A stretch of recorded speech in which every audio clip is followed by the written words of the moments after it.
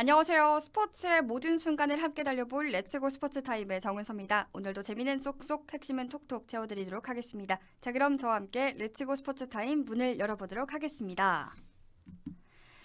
네, 오늘 첫 번째 소식입니다. LPGA 투어에서 활약 중인 윤이나 선수, 성적뿐만 아니라 행보에서도 꾸준히 주목받는 선수인데요. 지난해 시즌을 치르면서 이 팬들과 함께 의미 있는 약속을 실천해 왔는데 그 결실이 연말 기부로 이어졌습니다.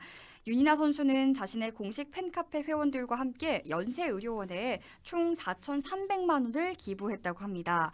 이번 기부는 단발성 이벤트가 아니라 시즌 내내 이어진 좀 참여형 이벤트였다는 점에서 의미가 큰데요.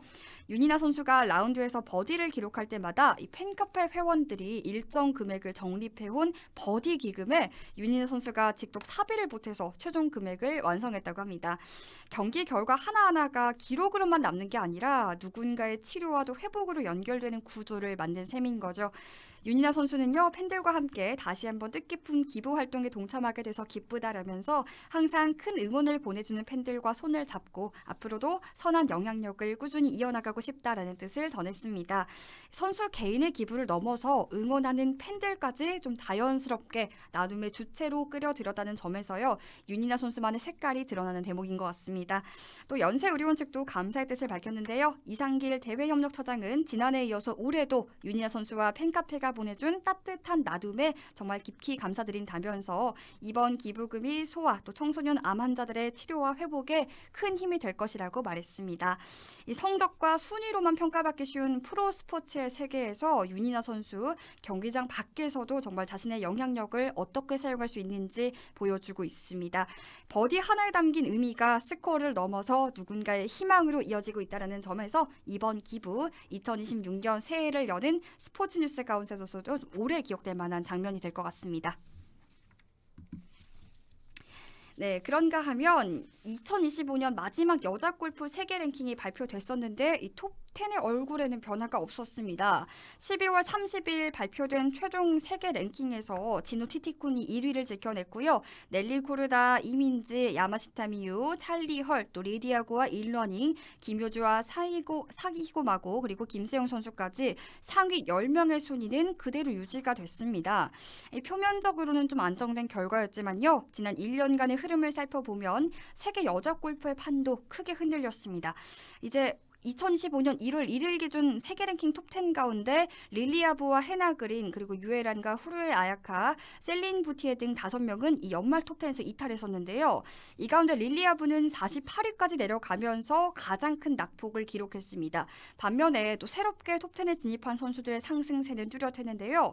김세영 선수는 연초 38위에서 10위까지 무려 28계단을 끌어올리면서 톱10 진입 선수 가운데 최고 도약을 기록해냈습니다. 김효주 선수 역시 24위에서 8위로 상승했고 이민지 선수 18위에서 3위, 야마시타 미유는 13위에서 4위로 올라섰습니다. 또 사이고 마오도 33위에서 9위까지 순위를 끌어올렸는데요. 톱10 밖에서도 이런 인상적인 상승 사례 이어졌습니다. 이 프로 데뷔전 우승으로 주목을 받았던 로티 워드는 287위에서 11위까지 무려 276계단을 뛰어 올리면서 올해 세계 랭킹 상승폭 2위를 기록했었습니다. 또 동포 선수들의 약진도 눈에 띄었는데요. 이민지 선수 비롯해서 앤드리아리, 그레이스 김, 노엘임 선수와 오스톤 김 등 두 자릿수 이상의 순위를 끌어올렸습니다. 이 한국 선수들의 상승세 역시 뚜렷했는데요. 최혜진 선수 41위에서 17위로 도약했었고 김아림 선수 55위에서 27위, 황유민 선수 50위에서 31위, 유현조 선수 66위에서 38위로 순위를 높였습니다.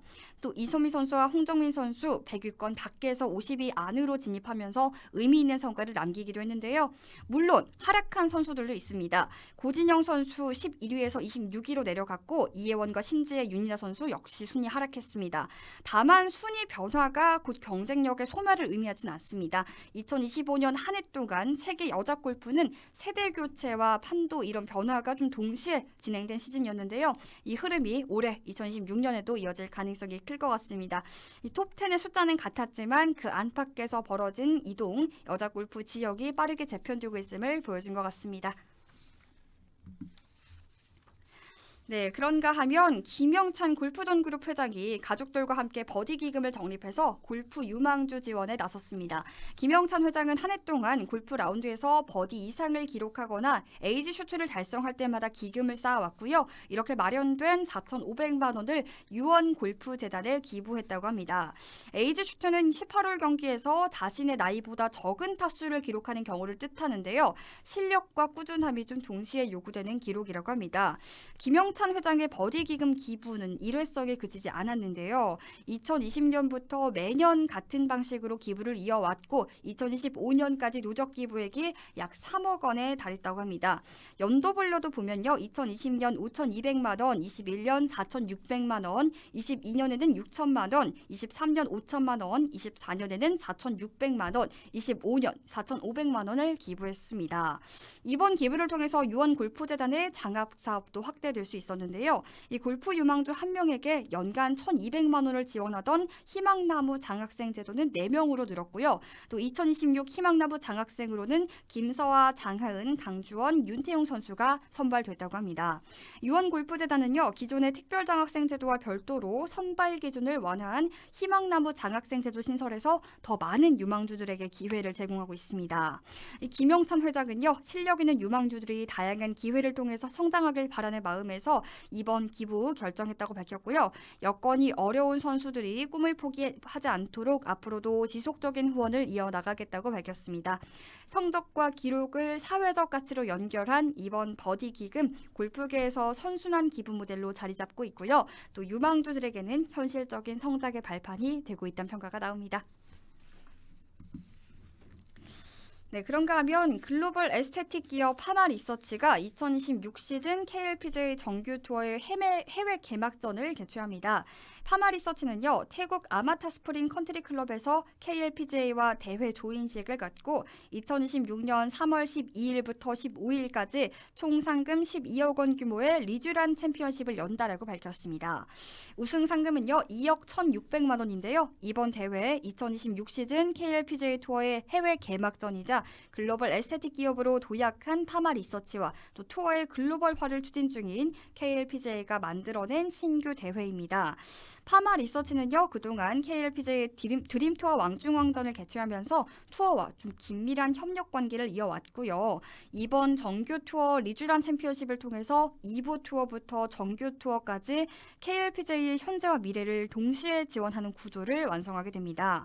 정상수 파마리서치 회장은요, 2023년 골프단 창단 이후 KLPGA 선수들의 꿈과 열정을 지원해 왔다면서 이제는 선수들이 국내를 넘어서 해외 무대에서도 활약할 수 있는 자리를 마련하게 돼서 매우 뜻깊게 생각한다고 소감을 밝혔습니다. 이어서 리쥬란 챔피언십이 글로벌 에스테틱 브랜드 리쥬란과 함께 우리 선수들이 아시아를 넘어서 또 세계 무대에서 빛날 수 있는 기회장이 될 것이라면서 선수 개개인이 별이 될 수 있도록 최고의 무대를 제공하겠다고 밝혔습니다. 김상률 KLPGA 회장 역시 2026 시즌 정규 투어 해외 개막전을 개최하는 파마리서치 리쥬란에 감사의 뜻을 전하면서요. 새로운 대회로 시즌을 시작하는 만큼 역대 최고의 개막전이 될 수 있도록 KLPGA도 최선을 다하겠다고 밝혔습니다.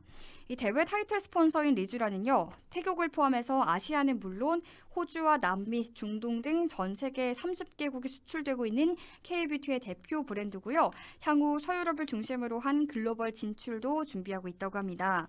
재생의학을 기반으로 성장해온 파마리서치의 글로벌 전략과 KLPGA 투어의 해외 확장이 맞물리면서 2026 시즌 KLPGA 개막전 단순한 시즌 출발을 넘어서요. 투어의 방향성을 보여주는 그런 무대로 주목받고 있습니다. 네, 이번에는 야구계 소식으로 넘어가 볼게요. 한국 프로야구 통산 안타 1위에 올라있는 베테랑 좌타자 손아섭 선수의 거취가 여전히 안개 속입니다. 손아섭 선수 올 시즌 도중 NC에서 한화로 이적한 뒤에 시즌을 마쳤고요. 현재 FA 자격을 얻은 상태지만 아직 계약 소식은 들려오지 않고 있습니다. 올 시즌 성적만 놓고 보면 이제 고민이 좀 생길 수밖에 없었던 상황이었는데요. 손아섭 선수는 2025 시즌 111경기에 출전해서 타율 2할 8푼 8리, 107안타에 1홈런 50타점을 기록했습니다. 데뷔 이후에 100경기 이상을 소화한 시즌 가운데 가장 좀 적은 안타 수치인데요. 특히 2025년 7월 말 한화로 트레이드된 이후에 성적의 하락세가 뚜렷했습니다. 한화 유니폼을 입고 치른 35경기에서 타율이 2할 6푼 5리에 그쳤고요. 지명타자로 출전한 비중을 고려해 본다면 공격 생산성은 기대에 미치지 못했다는 평가가 나옵니다. 한화 역시 손아섭 영입 효과를 극대화하지 못했는데요. 현금 3억 원과 2026년 신인 드래프트 3라운드 지명권까지 내주면서 우승의 퍼즐로 손아섭을 데려왔지만 팀은 정규 시즌 2위에 이어서 한국 시리즈 준우승에 만족해야 했습니다. 가을 야구에서도 손아섭 선수의 존재감은 좀 제한적이었는데요. 이런 상황에서 한화는 시즌 종료 후 FA시장 최대어로 꼽히던 강백호 선수를 4년 최대 100억 원에 영입했었죠. 손아섭과 포지션이 겹치는 지명타자 자원입니다. 대형 계약을 맺은 강백호 선수가 내년 주전으로 활용될 가능성 큰 만큼 손아섭의 한화의 입지 자연스럽게 좁아질 수밖에 없을 것 같습니다. 비슷한 사례도 있었죠. 과거 KT에서 뛰었던 황재균 선수, FA로 합류한 허경민의 등장 이후 입지가 줄어들었고 결국 올 시즌 은퇴로 선택했습니다. 이 손아섭 역시 팀 내 역할 축소와 맞물려서 좀 선택의 기로에 서 있는 모습인데요. 다른 구단 입장에서도 고민은 존재합니다. 통산 안타 2,618개, 통산 타율이 3할 1푼 9리라는 커리어는 여전히 상징적이지만 올 시즌 도루 0개에 그칠 만큼 기동력 저하가 뚜렷했고 또 외와 수비보다는 지명타자 활용이 불가피한 상황입니다. 장타력까지 고려하면 영입 부담이 커질 수밖에 없는데 그래서 일각에서는요 사인앤트레이드 가능성까지 거론되고 있습니다. 한화와 계약을 맺은 뒤 다른 구단으로 이적해서 보상금 부담을 줄이는 방식이죠. 그런데 아직까지 좀 뚜렷한 해법은 보이지 않고 있습니다.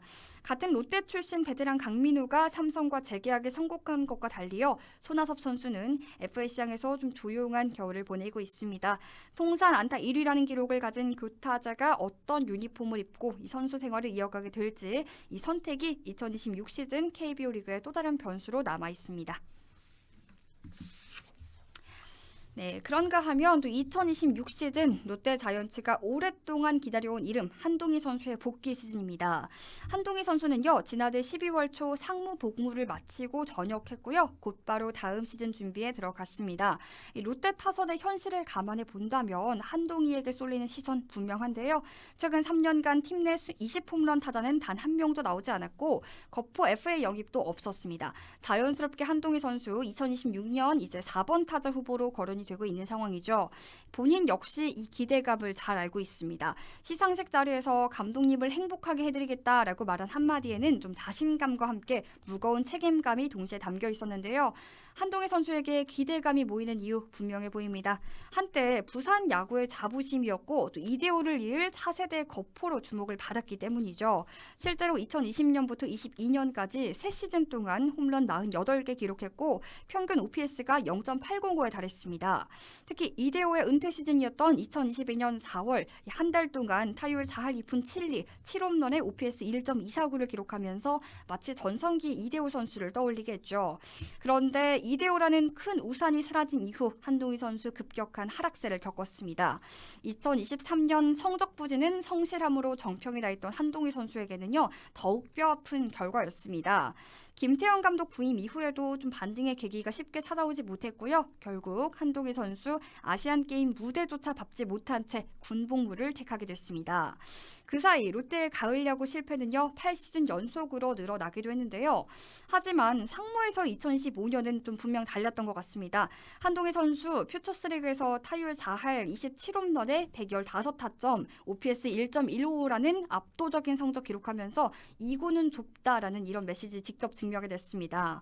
김태형 감독 역시 아무리 2군이라도 쉽지 않은 성적이었다면서 다음 시즌 충분히 기대해 볼 수 있다고 평가했는데요.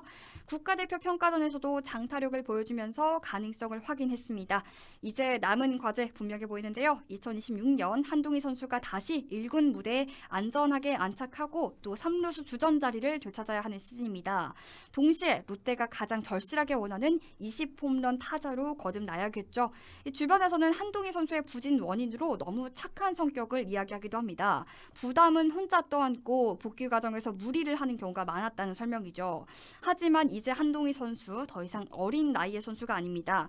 2026년이면 만 27세, 팀 타선의 중심 역할을 맡아야 할 나이인데요. 부담감은 변명이 될 수 없고 피할 공간도 없습니다. 한동희 선수가 무너지면 그 부담은 또 오히려 전준호 선수에게 고스란히 돌아갈 수밖에 없는 팀의 구조인데요. 지난 시즌 롯데에서 두 자릿수 홈런을 기록한 선수 레이에스 한 명뿐이었습니다. 돌아온 한동희 선수에게 요구되는 첫 번째 과제 명확해 보이는데요. 다시 20홈런 타자로 올라서는 것, 그리고 아픈 손가락이 아니라 진짜 중심 타자로 자리 잡는 것입니다. 2026년 한동희 선수에게 시간이 아닌 좀 증명의 시즌이 되고 있는 것 같습니다. 네, 저희가 오늘 준비한 소식은 여기까지입니다. 저희는 다음 이 시간에 더 재밌고 유익한 소식으로 돌아오도록 하겠습니다. 오늘도 시청해주신 여러분 고맙습니다.